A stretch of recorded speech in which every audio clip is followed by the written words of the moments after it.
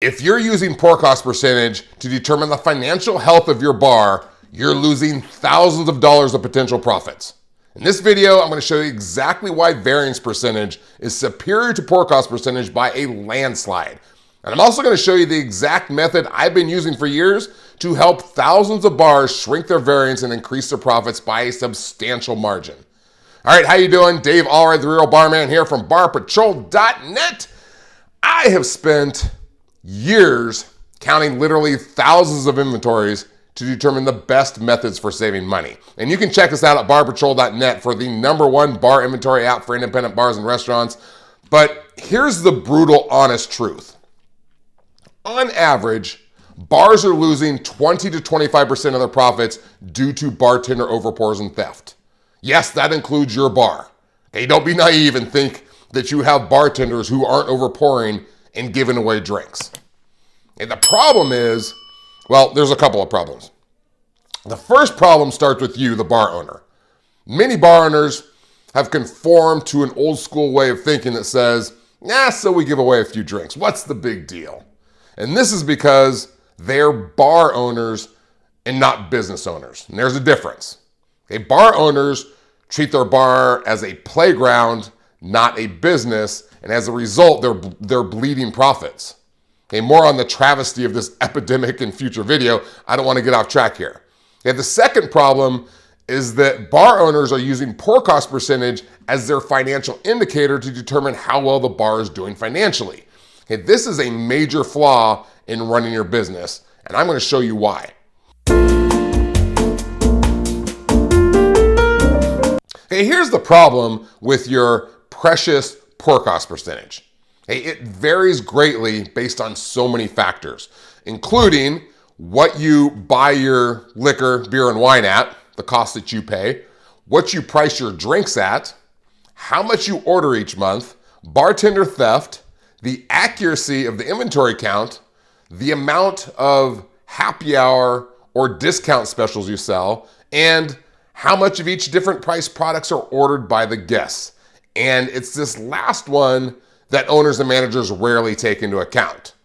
Since you cannot control what your guests order, you cannot possibly determine the financial stability of your bar based on pour cost percentage because it's going to bounce around simply based on your sales mix.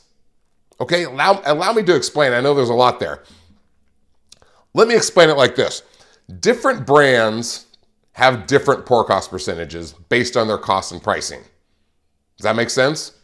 Okay, take a look. Using the cost percentage method, it's nearly impossible to determine whether or not your alcohol is missing from the bar. And here's why. Okay, first off, premium liquor brings in more profit than the lower quality liquor, but it pushes up liquor cost percentage. Okay, for instance, what if you went through 3 bottles of Don Julio 1942 this week?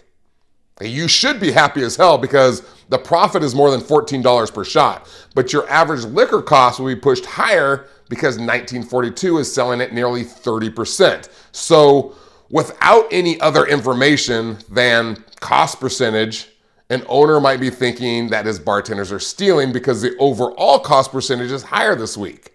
Not so based on this example. All right, same thing goes for wine, which also has a higher pour cost percentage in general. So if a lot of wine or champagne was poured one week, it would push your overall pour cost percentage way up, and then the owner yells at his staff for overpouring or stealing, which may not be the case. In contrast, in this case, well liquor runs in the 4 to 6% range. Okay, great percentage, but low profit. If well liquor was a big seller one week, the overall liquor cost comes down, which looks great to a bar manager, but someone could still be stealing or pouring well vodka and charging for a Grey Goose, and no one would ever know it. Okay, do you see the problem here? You should be focusing on higher profits, not lowering your pour cost percentage, because you can't put percentages in the bank.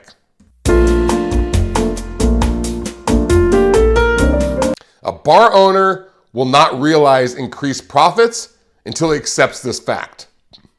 Cost percentage is not the holy grail of measuring cost efficiency. Unit analysis is, or variance.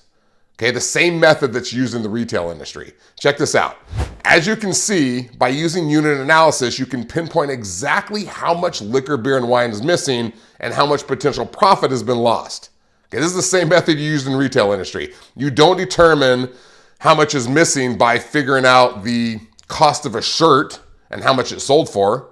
Okay, you determine what's missing by counting and finding out what's physically missing.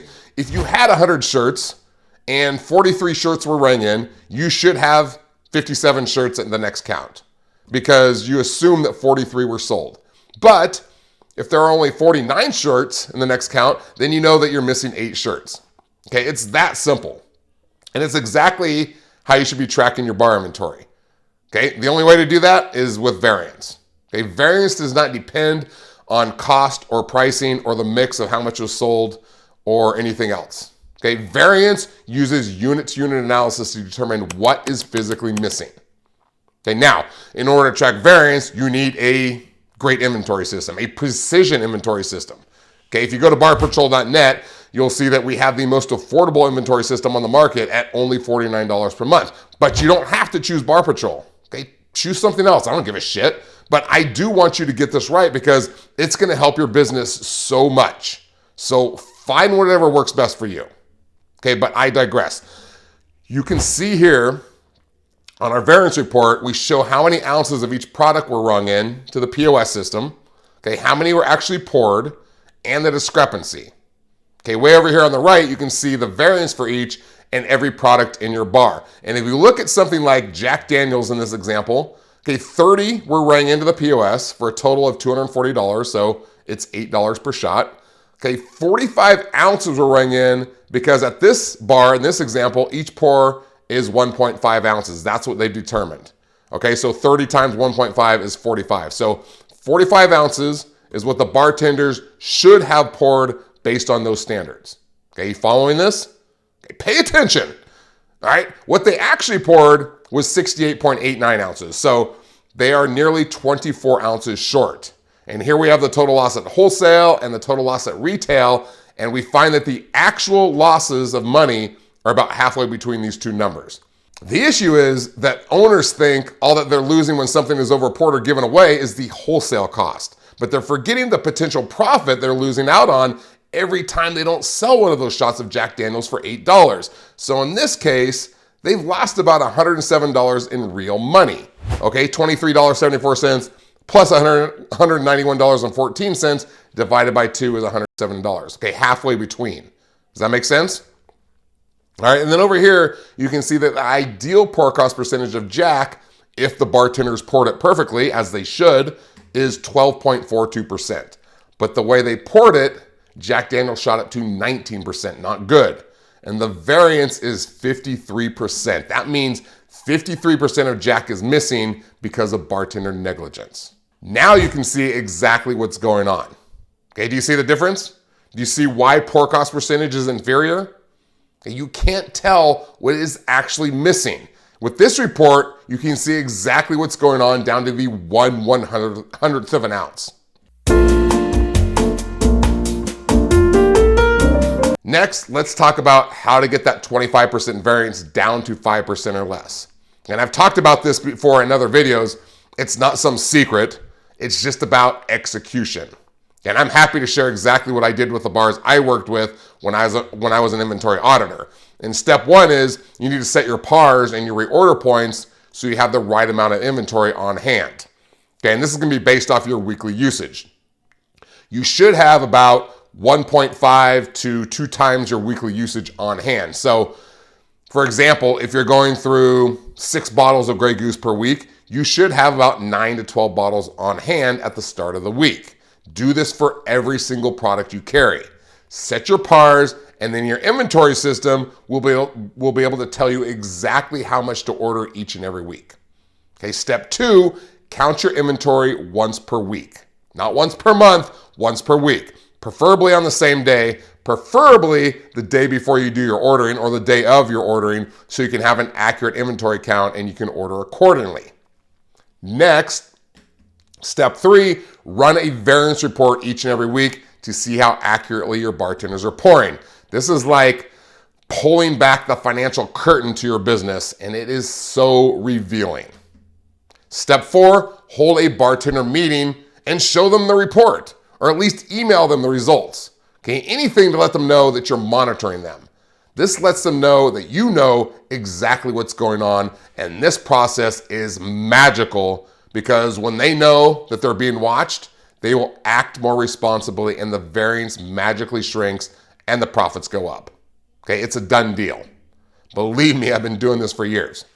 All right, step 5, do weekly bartender spot checks. And this is an easy way to monitor a bartender individually to see how they're pouring because the weekly variance report is the whole bartender team as a whole, right? All their shifts put together. So you're not sure who is pouring well and who's not. And with spot checking, it only takes about 10 minutes and you can monitor an individual bartender to see how they're pouring.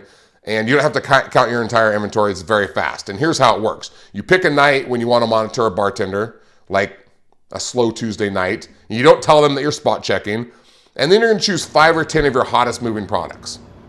All right, you're going to count just those brands before their shift and after their shift. And then you're going to run a variance report to see how they poured on those products. This will be an eye-opener. Okay, then you can sit down with the bartender and say, hey, we noticed that you rang in 10 shots of Jack Daniels tonight, but you poured 17 shots. What the hell is going on? Okay, when they know that they're being watched, it is crazy how much the variance drops. And if you need to train them on how to free pour, then train them. Okay, that's your job. And if you're not comfortable confronting your bartenders, then you need to find a job as a grave digger or something because you are there to be leader and to run a business. Okay, don't give me this crap that it's just the way it is in the bar industry. It's the way it is because owners have been operating a playground for far too long. And if you want to be successful, start thinking like a business owner, not a bar owner. All right, I hope that clears up the difference between pour cost percentage and variance and which one you should be using. If you want a more in-depth look into the method I just talked about, because I sort of just flew through it quickly, you can check it out here. All right, thanks for hanging out with me today. I do appreciate it. I'm going to see you next time. I'm out.